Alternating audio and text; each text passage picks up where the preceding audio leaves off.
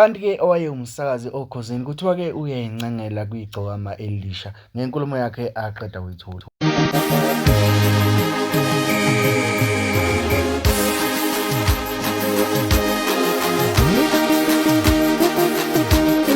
Sawubona siyakubingelela kuphinde kuphila kufinya khona lomuso njalo manje ubingelela kanti yena-ke uma thinta wayecebisa untombizi yamshalazela kwazi umshazela abadala zamqomo sangoba sikhombe empilweni neficeso ushena ngitshela ngathi mntana womuntu owanqomo nononkomo bayokutshela wena nolwazi ngana kwethu ngabe sikhuluma khona ukuqala la ngicela subscribe share phinde comment ukhuluma nakho konke kanti uma subscribe ayikho imali yakhe ihamba usikwenzela nje ukuthi kube wena wokuqala othola notification nengane zakwethu la nasevelelwa inkinga-ke ungizwe njengoba esecheme nomthandeni-ke usemncoma kakhulu kanti abantu abaningi bathi-ke ungizwe uyincengela ongenzekayo uncenge ipharishi kodwa mina ngeke ngayibuza ukuthi-ke noma ngathi uncenge ipharishi yiliphi leli pharishi alincenge kumthandeni-ke kube sekuvela ukuthi-ke umthandeni akamshiyi ungizwe kanti-ke ungizwe umenza impelisi yakhe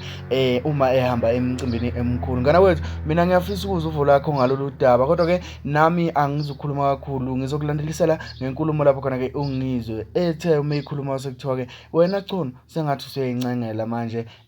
angizowanda kakhulu engizocela kuwe nje ukuthi usubscribe ebese ubuka nawo umbukiso ngokwesweke nokufaneleka emabhinqeni ayikho embasada edlula umthandeni. Yabona mayithi-ke ngisho emdletsheni ngempela kithi ngisibuko samajongo isibuko samanono yonke lezo ngoma maye ngafana namhlanje umthandeni noyidlala bese nithi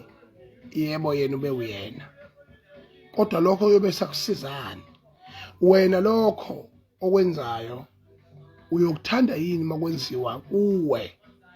kuzoxoxelwa izingane zakho zithiwe hayi ingane zami nizalwa indoda bengakukhuthaza abantu yebo inkuthazo kwesinye isikhathi yamona umuntu kodwa maye sekhulile umuntu uyadinga ukuthi abuyakwazi nje alazi iqiniso lokuthi uyinkunzi usebenzile umthandeni siyabonga mfana wakithi siyabonga kwaphose kwenyathu siyabonga Gcokama kamashanda.